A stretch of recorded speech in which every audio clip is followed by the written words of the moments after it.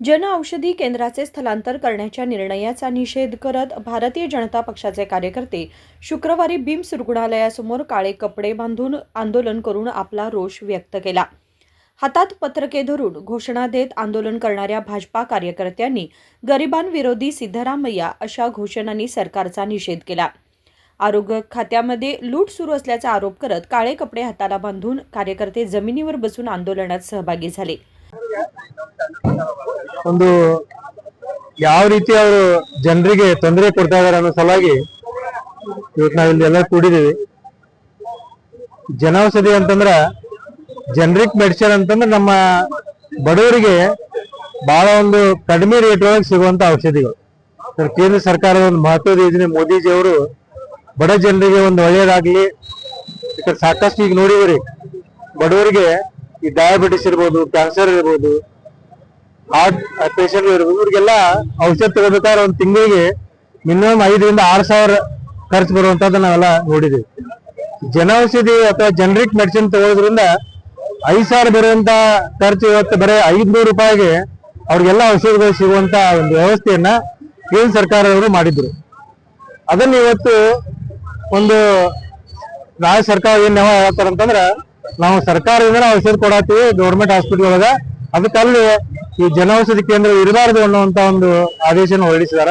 ಅದಕ್ಕೆ ಅವರು ಇದಕ್ಕೆಲ್ಲ ನಾವು ಧಿಕ್ಕಾರ ಹೇಳ್ತೀವಿ। ನಮ್ಮ ಬಡ ಜನರಿಗೆ ಇಂತ ಒಂದು ಒಳ್ಳೆ ಔಷಧಿಗಳು, ಯಾಕಂದ್ರೆ ಜನರಿಕ್ ಔಷಧ ಅಂತಂದ್ರೆ ಅದ್ರೊಳಗೆ ಏನೂ ಸಮಸ್ಯೆ ಇರೋದಿಲ್ಲ, ಒಳ್ಳೆ ಕಂಪ್ನಿಯಿಂದ ಬಂದಂತ ಔಷಧ ಇರ್ತಾವ, ಜನರಿಗೆ ಒಳ್ಳೆ ರೀತಿ ಹೆಲ್ಪ್ ಆಗುವಂತದ್ದು।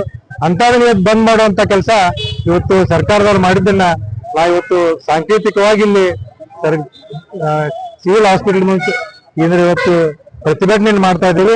ಸರ್ಕಾರದ ಹಿಂದೆ ತಗೊಳ್ಳಿಲ್ಲ ಅಂತ ಮುಂದೆ ಬರುವಂತಹ ದಿನಮಾನದೊಳಗ ನಾವು ರೋಡ್ಗೆ ಒಂದು ಉಗ್ರವಾದ ಹೋರಾಟವನ್ನು ಮಾಡುವಂತದ್ದನ್ನ ಇವತ್ತು ನಮ್ಮೆಲ್ಲ ನಾಯಕರು ನಿರ್ಧಾರ ಮಾಡಿದಾರೆ। ಅದಕ್ಕೆ ಸರ್ಕಾರದವ್ರ ಕಣ್ ತೆಗೆದು ಎಚ್ಚೆತ್ತುಕೊಂಡು ಅವ್ನು ಹೊಳ್ಳಿ ಮತ್ತೆ ಚಾಲು ಮಾಡ್ಬೇಕು ಅನ್ನುವಂತ ಮನವಿಯನ್ನು ನಾವು ಮಾಡ್ತೀವಿ। ನಮಸ್ಕಾರ ಸರ್, ಈಗಾಗಲೇ ಅವು ಮೆಡಿಸಿನ್ ಗಳನ್ನ ಹೊರಗಡೆ ಬರ್ಕೊಡ್ತಾರೆ ರೋಗಿಗಳಿಗೆ, ಸೊ ಹಾಗಾದ್ರೆ ಅವ್ರು ಮೆಡಿಸಿನ್ ಅವ್ರ ಕಡೆ ಇದ್ರು ಮತ್ತೆ ಹೊರಗಡೆ ಯಾಕೆ ಬರ್ಕೊಡ್ತಾರೆ ಸರ್? ಅದೇ ನಾ ಹೇಳಿದ ಅವ್ರು ಏನ್ ಹೇಳ್ತೈತ್ರಿ, ಸರ್ಕಾರಿ ದವಾಖಾನೆ ಒಳಗ ಅವರು ಮೆಡಿಸಿನ್ ಸ್ವಲ್ಪ ಇರ್ತಾವ, ಅವ್ರು ಏನ್ ಬೇಕಲ್ಲ ಎಲ್ಲಾ ಮೆಡಿಸಿನ್ ಕೊಡುದಿಲ್ಲ, ಫ್ರೀಯಾಗಿ ಕೊಡುದಿಲ್ಲ।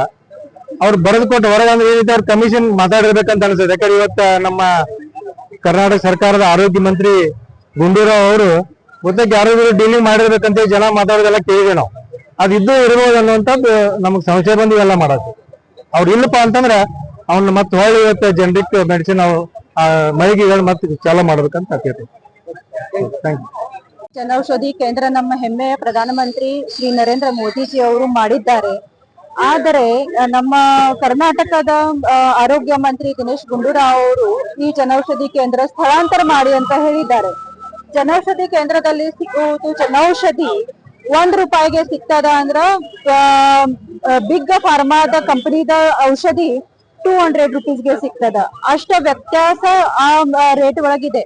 ಅದ ಬಂದ್ ಮಾಡಿ ಅದ ಸ್ಥಳಾಂತರ ಮಾಡಿ ನಮ್ಮ ಬಡ ರೋಗಿಗಳ ಮೇಲೆ ಇವರು ಒಂದು ಅನ್ಯಾಯ ಮಾಡ್ತಾ ಇದ್ದಾರೆ। ಅವರಿಗೆ ವೈದ್ಯಕೀಯ ಸುವಿಧೆಯನ್ನು ಸಿಗುವುದು ಅದರಾಗ ಒಂದು ಕಾಂಟ್ರಾಸ್ಟ್ ಮಾಡ್ತಾ ಇದ್ದಾರೆ। ಅದನ್ನ ನಾವು ನಮ್ಮ ಭಾರತೀಯ ಜನತಾ ಪಾರ್ಟಿ ಕಡೆಯಿಂದ ಈಗ ಪ್ರತಿಭಟನೆ ಮಾಡಿದ್ದೀವಿ, ಶಾಂತವಾಗಿ ಇಲ್ಲಿ ಕುಂತ ಪ್ರತಿಭಟನೆ ಮಾಡಿದ್ದೀವಿ। ಯಾರ ರೋಗಿಗಳಿಗೆ ನಾವು ತೊಂದರೆ ಕೊಟ್ಟಿಲ್ಲ, ಟ್ರಾಫಿಕ್ಗೆ ತೊಂದರೆ ಕೊಟ್ಟಿಲ್ಲ, ಆದ್ರೆ ಈ ಜನೌಷಧಿ ಕೇಂದ್ರಗಳಿಂದ ನಮ್ಮ ಬಡ ರೋಗಿಗಳಿಗೆ ಏನು ಸೌಲಭ್ಯವನ್ನು ಸಿಗ್ತಾ ಇದೆ ಅದ ಹಂಗ ಸಿಗ್ಬೇಕು ಅಂತ ನಮ್ಮ ಮನವಿ ಇದೆ। ಅದ ಸ್ಥಳಾಂತರ ಮಾಡುವುದು ಅವರು ಬಂದ್ ಮಾಡ್ಬೇಕು, ನಾವು ಈ ಅನ್ಯಾಯ ಬಂದ್ ಆಗ್ಬೇಕು। ಲಾಸ್ಟ್ ಟೈಮ್ ನಾವು ಗರ್ಭಿಣಿಯ ಎಲ್ಲ ಡೆತ್ ಆಗುವುದು ಅದ ಸಲುವಾಗಿ ಪ್ರತಿಭಟನೆ ಮಾಡಿದ್ದೇವೆ। ಆಮೇಲೆ ನಮ್ಮ ಕರ್ನಾಟಕದಲ್ಲಿ ಕಾಂಗ್ರೆಸ್ ಸರ್ಕಾರ ಬಿಡುಗಡೆ ಮಾಡಿದೆ, ಅದ ಸಲುವಾಗಿ ಒಂದು ಫಂಡ್ ಕೊಟ್ಟಿದ್ದಾರೆ। ಆ ನಮೂನೆ ನಮ್ಮ ಬಡ ರೋಗಿಗಳಿಗೆ ಜನೌಷಧಿ ಸರಿಯಾಗಿ ಸಿಗಬೇಕು, ಅದ ಸಲುವಾಗಿ ಜನೌಷಧಿ ಕೇಂದ್ರಗಳನ್ನು ಸ್ಥಳಾಂತರ ಮಾಡಬಾರದು ಅಂತ ನಮ್ಮ ಮನವಿ ಇದೆ। ಧನ್ಯವಾದಗಳು। या आंदोलनात भाजपा जिल्हाध्यक्ष सुभाष पाटील, पी राजीव, सोनाली सरनोबत आणि इतर कार्यकर्ते उपस्थित होते। संकल्प शिंदे, KMM मराठी, बेळगाव।